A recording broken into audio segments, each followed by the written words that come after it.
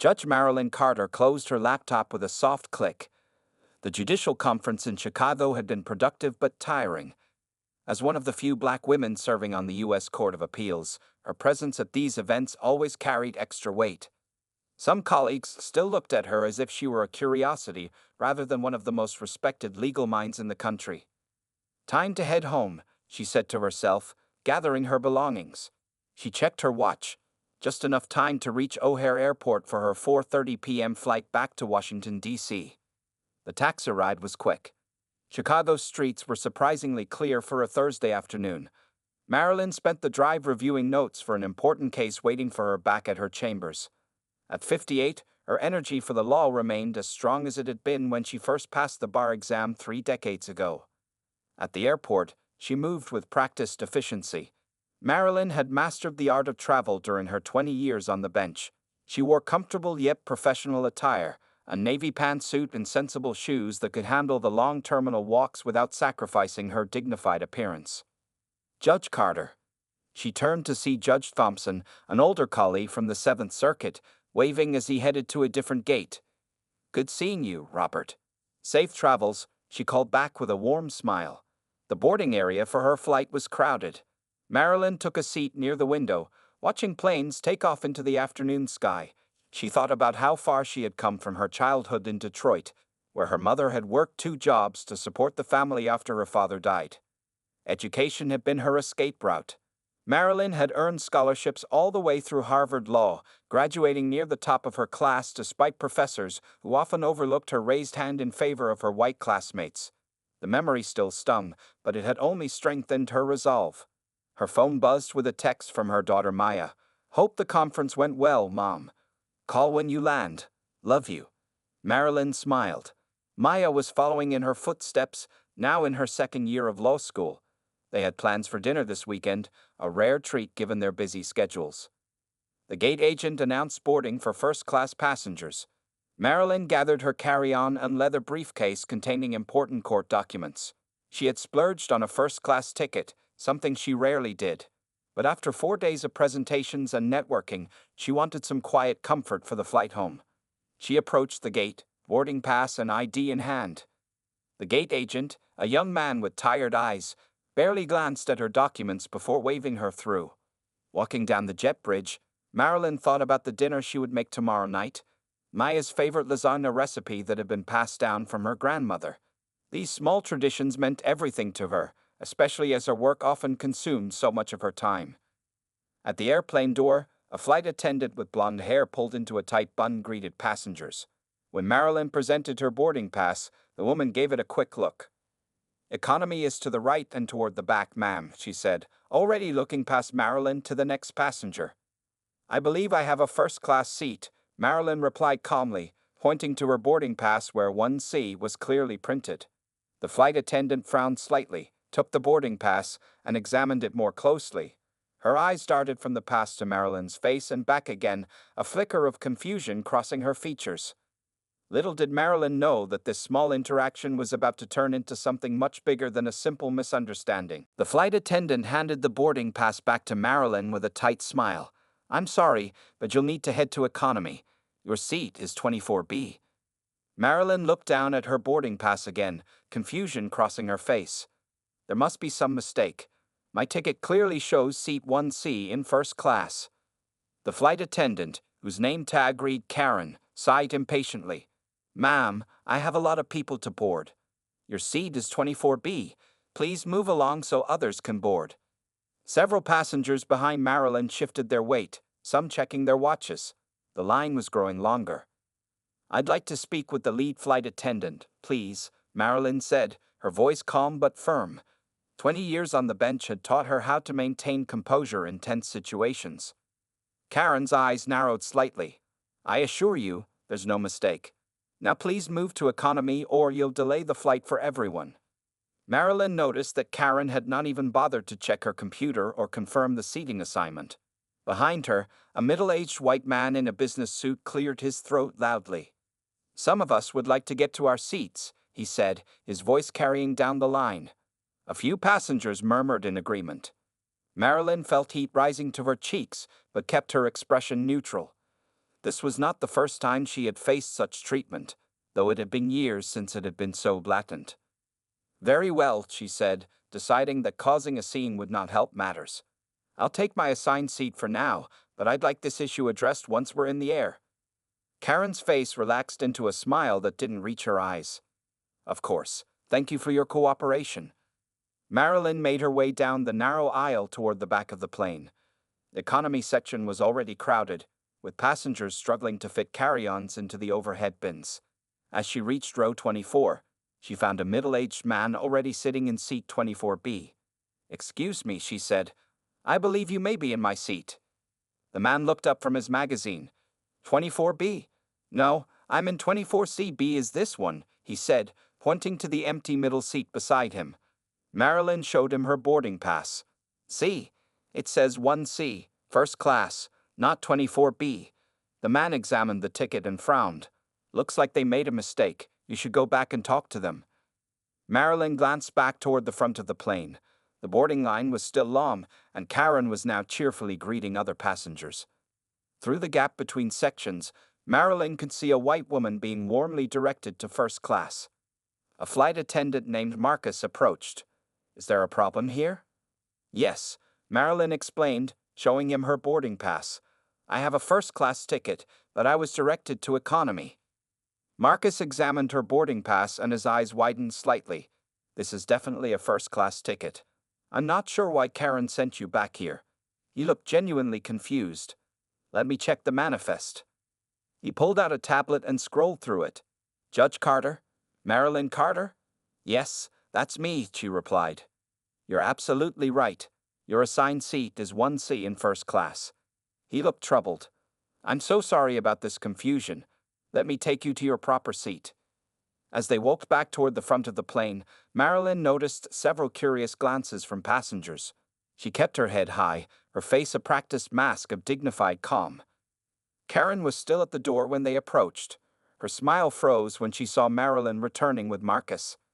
"Karen, this passenger has a confirmed first-class seat," Marcus said quietly. "Her boarding pass clearly shows 1C. Karen's face flushed slightly. "I must have misread it. It's very busy during boarding." Marilyn said nothing, waiting as Karen looked at the boarding pass again, this time actually reading it.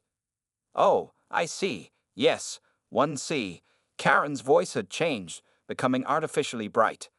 "I'm so sorry for the confusion, ma'am. Right this way to first class."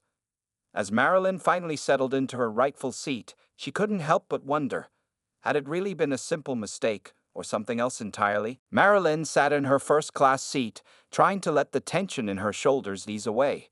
The soft leather seat was a stark contrast to the cramped economy option she had almost been forced to accept.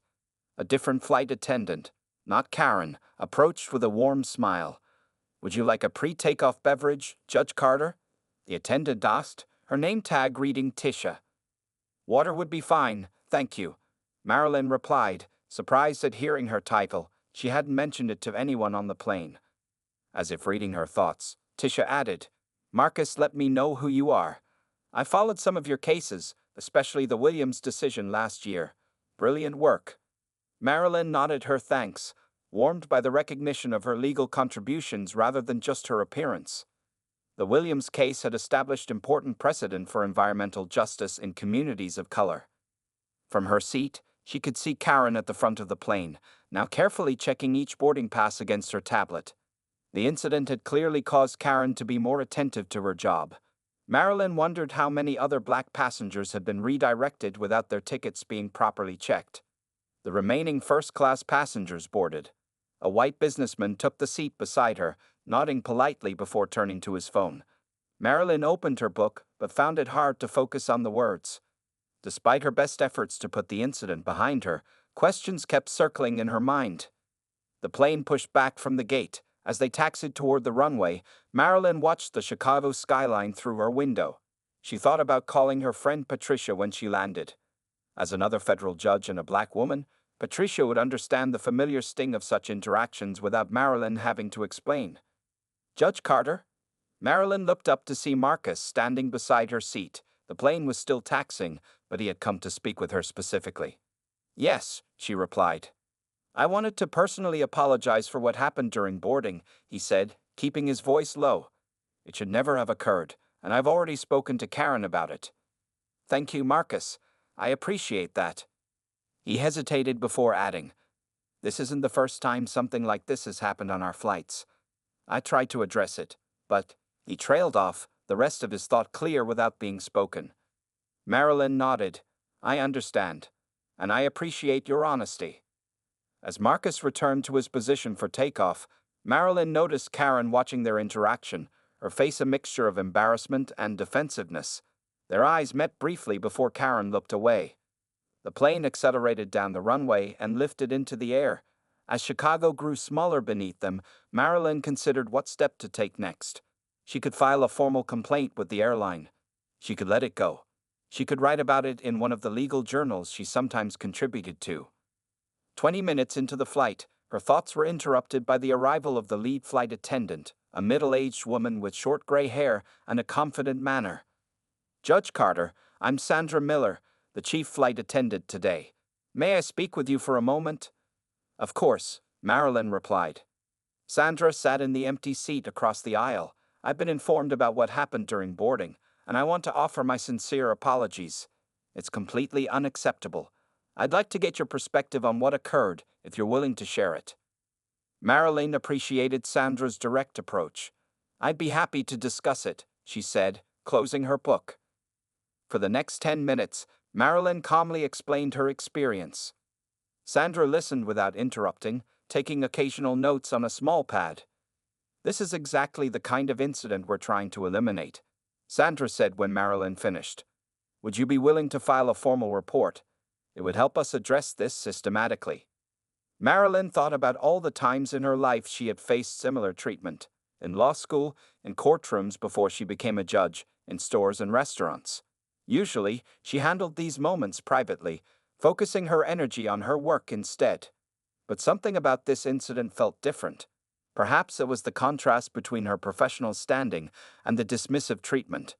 Perhaps it was knowing that if it happened to her, it was happening to others without her privileges and platform.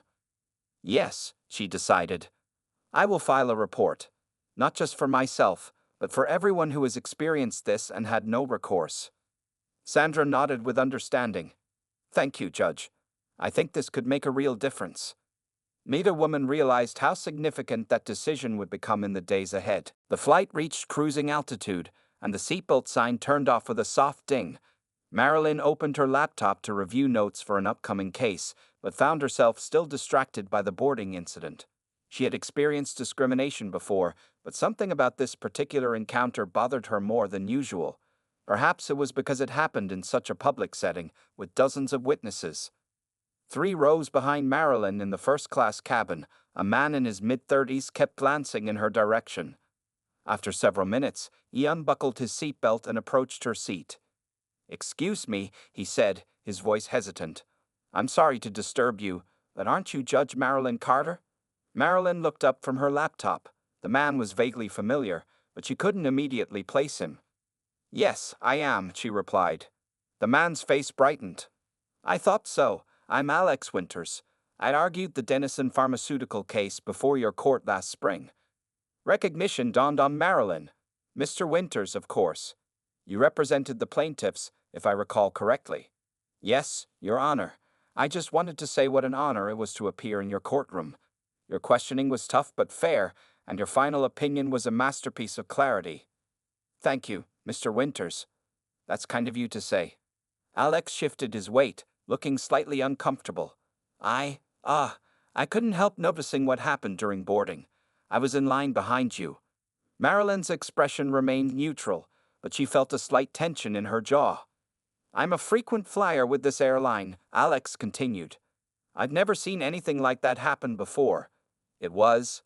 He paused, searching for the right word. It was inappropriate, to say the least. Several nearby passengers had begun listening to their conversation. The businessman next to Marilyn looked up from his magazine, his interest piqued. Thank you for your concern, Mr. Winters, Marilyn said quietly. I've already spoken with the lead flight attendant about the matter. Alex nodded, but didn't return to his seat. I'd be willing to provide a statement, if it would help. as a witness. Several other passengers noticed it too. Before Marilyn could respond, Karen appeared in the aisle with the beverage cart. She froze momentarily when she saw Marilyn speaking with Alex, and her face paled when she overheard his words. "Is everything all right here?" Karen asked, her voice higher than normal. "Everything is fine," Marilyn replied calmly. "Mr. Winters and I were just catching up. He appeared before my court last year." Karen's eyes widened. "Your court?" Alex turned to Karen. "Judge Carter sits on the U.S. Court of Appeals. She's one of the most respected federal judges in the country." A look of genuine shock crossed Karen's face. I had no idea." "Is that relevant to how passengers should be treated?" asked the businessman beside Marilyn, speaking up unexpectedly. Would it have mattered if she weren't a judge? Karen fumbled for words. "Of course not. There was a misunderstanding with the boarding pass." "It seemed more like an assumption than a misunderstanding," the businessman replied. He extended his hand to Marilyn. "Jim Peterson, by the way. I'm the CEO of Westbrook Technologies." Marilyn shook his hand, surprised by his intervention. The situation was escalating in a way she hadn't anticipated. Sandra, the lead flight attendant, approached quickly, having noticed the gathering in first class. "Is everything okay here?" she asked. "Everything's fine," Marilyn said firmly. Mr. Winters was just returning to his seat. She gave Alex a polite but clear look. Alex took the hint. "Of course. It was good seeing you again, Judge Carter." As he walked away, Sandra pulled Karen aside for a whispered conversation. Marilyn could see Karen's face growing increasingly distressed as Sandra spoke. Jim Peterson turned to Marilyn. "I'm sorry about what happened. I saw the whole thing during boarding, but didn't speak up. I should have." "It's not your responsibility," Marilyn replied. "Maybe not," Jim said, "but as a white man who flies first class regularly, I've never experienced anything like that. It speaks to a larger problem." Marilyn nodded, thoughtful. "Yes, it does." What had begun as a personal incident was now becoming something larger. Word was spreading through the cabin, passenger to passenger. Marilyn could feel the shift in the atmosphere, the way people were looking at her with new awareness, and at the flight crew with new scrutiny. And they still had 2 hours left in the flight. The remainder of the flight became increasingly uncomfortable for everyone involved. Karen avoided the first-class cabin entirely, with other flight attendants taking over her duties. Marilyn could feel curious glances from passengers who had heard about the incident. She maintained her composure, focusing on her work, but the tension in the air was unmistakable. As the plane began its descent into Washington, D.C., Sandra returned to Marilyn's seat. "Judge Carter, our regional manager will be meeting us at the gate," Sandra said quietly. "He'd like to speak with you personally about what happened, if you're willing." Marilyn closed her laptop. "That won't be necessary. I've already agreed to file a report." "I understand, but Mr. Daniels insists. News of the incident has already reached our headquarters." Sandra lowered her voice further. "Apparently, someone on the plane tweeted about it." Marilyn felt a flash of alarm. Social media was the last thing she wanted to deal with. As a federal judge, she maintained a deliberately low public profile. "Who tweeted about it?" she asked. "I'm not sure, but it's getting attention. Mr. Daniels says the airline's CEO has been notified." Jim Peterson, who had been pretending not to listen, leaned over. "That was probably me," he admitted. "I didn't mention your name, but I did tag the airline and describe what I witnessed. It's already been retweeted several hundred times." Marilyn took a deep breath. This was quickly spinning beyond her control. "I appreciate your concern, Mr. Peterson, but I would have preferred to handle this through official channels." Jim looked genuinely apologetic. "I'm sorry. I should have asked first. I just felt someone needed to call this out." The plane touched down with a gentle bump. As they taxied to the gate, Marilyn considered her options. She had planned to file a report, get home, and prepare for tomorrow's court session. Now it seemed she would be dealing with airline executives and possibly media attention. "Judge Carter," Sandra said as the plane reached the gate, "you can exit first if you'd like to avoid any attention." Marilyn straightened her back. "No, thank you. I'll deplane in the normal order." As passengers began gathering their belongings, Marilyn noticed Karen standing near the cockpit door, looking miserable. Their eyes met briefly. Karen quickly looked away, her cheeks flushed. Against her better judgment, Marilyn made a decision. She walked to the front of the plane where Karen stood. "Miss Karen," she said, keeping her voice low but clear, "I want to say something to you." Karen looked terrified. "Judge Carter, I am so sorry. I never meant." Marilyn held up her hand. "I'm not here for your apology. I'm here to tell you that what happened today isn't just about me. It's about patterns of behavior that affect many people who don't have my position or privilege." Karen nodded, her eyes downcast. "I don't want you to lose your job," Marilyn continued. "But I do want you to understand the impact of assumptions based on appearance. Can you do that?" "Yes," Karen whispered. "I truly didn't realize. I made a terrible assumption. That's the first step. Recognizing it." Marilyn's voice remained firm but not unkind.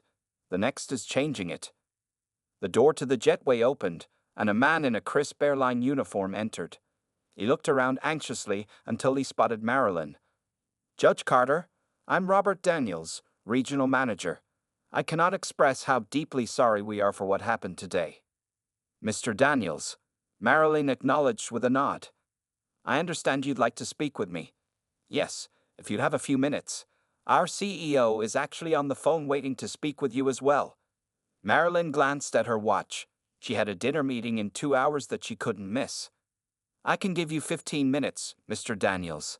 Then I need to be on my way." As they walked up the jetway together, Marilyn could see a small crowd of airline officials waiting at the gate. Among them was a woman with a press badge, already taking notes. What had begun as a routine flight home was now something else entirely. Marilyn squared her shoulders, preparing to address yet another unexpected challenge in a lifetime of navigating them. By morning, the story had spread across social media and national news outlets. Marilyn woke up to 12 missed calls and over 30 text messages, most from colleagues and friends who had seen the news. The headline on her phone read, "Federal Judge Racially Profiled on Commercial Flight." "This isn't what I wanted," Marilyn muttered to herself as she scrolled through the notifications. She had agreed to a brief statement to the airline's public relations team the night before, but had declined all media interviews. Somehow, the story had exploded anyway. Her phone rang again. It was her daughter, Maya. "Mom, are you okay? I just saw the news. It's everywhere." Maya's voice was a mixture of concern and indignation. "I'm fine, sweetheart. It's being blown out of proportion." "No, it isn't. What happened to you was wrong, and people need to know about it." Marilyn sighed. "Maya, I've dealt with much worse over the years. You know that." "That's exactly the point, Mom. You shouldn't have had to deal with any of it." There was a pause on the line. When Maya spoke again, her voice was quieter. "You always taught me to stand up for what's right, even when it's uncomfortable. Especially when it's uncomfortable. This is important." Marilyn felt a surge of pride for her daughter, mixed with the ongoing hesitation about becoming the center of a public controversy. "Let me think about it. I'll call you later, okay?" After hanging up, Marilyn checked her email. Among the many messages was one from the chief judge of her circuit, requesting a meeting at her earliest convenience. Another was from the airline's CEO, formally apologizing and requesting that she serve as a consultant for their new diversity training program. Marilyn's law clerk, Jameson, called next. "Judge Carter, I'm sorry to bother you, but the courthouse is being flooded with calls from reporters. They want to know if you'll be making a statement." "Tell them no comment for now, Jameson, and reschedule my morning appointments. I need some time to think." After hanging up, Marilyn walked to her living room window. 2 news vans were parked outside her house. A reporter and cameraman stood on the sidewalk, likely hoping to catch her leaving. Her doorbell rang. Marilyn hesitated, then checked through the peephole. It was her friend and colleague, Judge Patricia Washington. "Patricia, what are you doing here?" Marilyn asked as she opened the door. Patricia hugged her tightly. "You think I wouldn't come? This is big, Marilyn. Bigger than you might realize."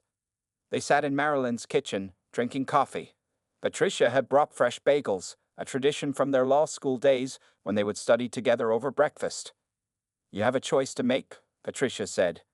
"You can try to let this blow over, or you can use it to create real change." "I'm a judge, not an activist," Marilyn replied. "My job is to interpret the law, not to be in the spotlight. Sometimes the spotlight finds you whether you want it or not, Patricia countered. Think about what this could mean for all the people who face the same treatment but don't have your platform.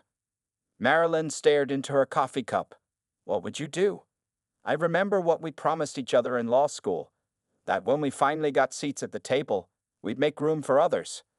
Before Marilyn could respond, her phone rang again. It was Jim Peterson, the CEO, who had been sitting next to her on the flight.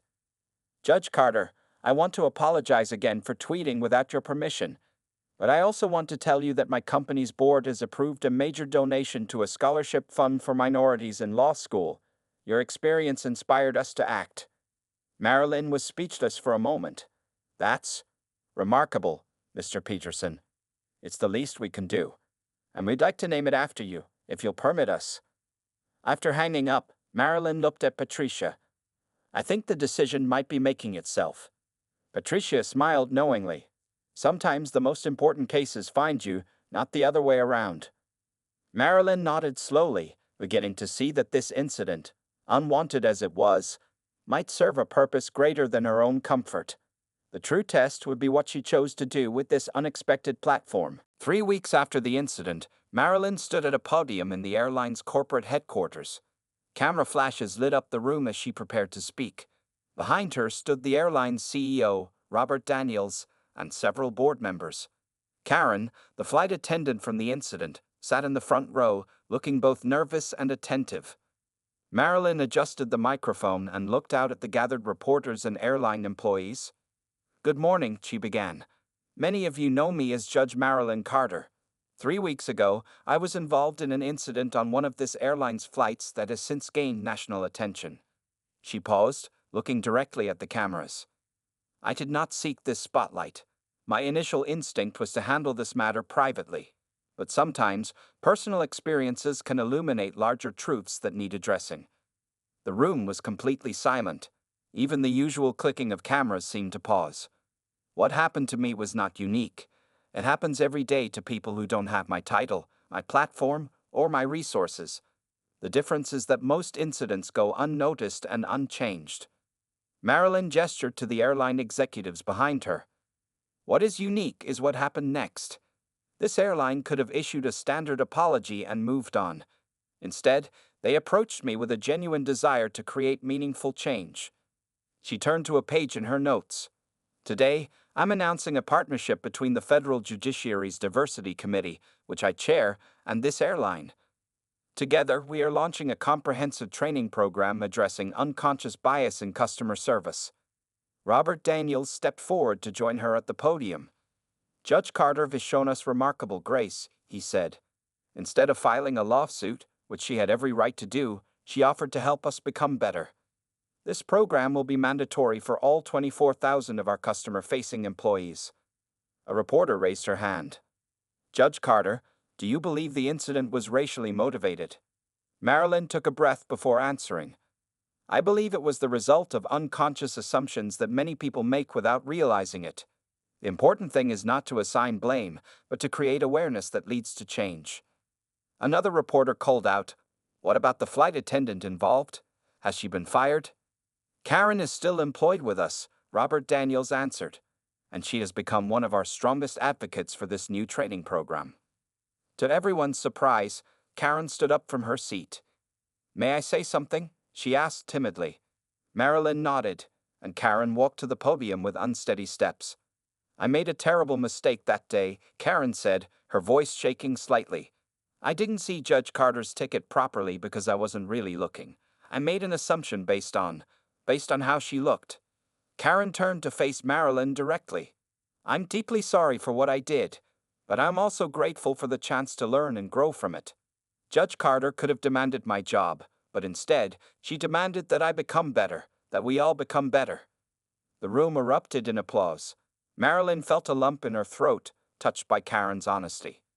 When the noise died down, a final reporter asked, Judge Carter, do you think one incident can really make a difference in the larger fight against discrimination? Marilyn considered the question carefully. In law, we have a concept called precedent. A single case can establish principles that affect thousands of future decisions. In the same way, how we respond to single incidents can set precedents for our culture. She looked around the room, meeting as many eyes as she could. Change rarely happens all at once. It happens case by case, incident by incident, person by person. What matters is that we keep moving forward, learning from our mistakes, and holding each other accountable with both justice and compassion. As the press conference ended, Marilyn's phone buzzed with a text from Maya. "So proud of you, Mom. This is how change happens." Looking at her daughter's words, Marilyn felt a sense of peace. The incident had been painful, but its aftermath was becoming something powerful and potentially transformative. 1 year later, Marilyn sat in her chambers reviewing briefs for an upcoming case. A knock on her door interrupted her concentration. "Come in," she called. Her clerk, Jameson, entered with a thick envelope. "This just arrived for you, Judge Carter. It's from Trans-American Airlines." Marilyn took the envelope, curious. Inside was a bound report titled, "1 year later. Impact Assessment of the Carter Initiative on Equitable Customer Service." "Thank you, Jameson," she said, already opening the report. Left alone, Marilyn began reading the detailed analysis. The airline had tracked incidents of customer complaints related to discriminatory treatment before and after implementing the training program that now bore her name. The results were striking, a 64% reduction in such complaints across all their flights. More importantly, employee surveys showed a significant shift in awareness. Flight attendants and gate agents reported feeling more conscious of their assumptions and better equipped to provide equal service to all passengers. The last page contained a handwritten note from Karen. "Judge Carter, I wanted you to know that I've been promoted to training supervisor. I now teach new flight attendants about what happened that day and what I learned from it. Your decision to respond with education rather than punishment changed my life. Thank you for seeing the person I could become rather than just the mistake I made." Marilyn set down the report, a small smile forming. Her phone rang. It was Maya. "Mom, did you see the news? Your training program is being adopted by 3 more airlines." "I just got the report," Marilyn replied. "It's making more of a difference than I expected." "Are you kidding? You're practically a legend in my civil rights law class now.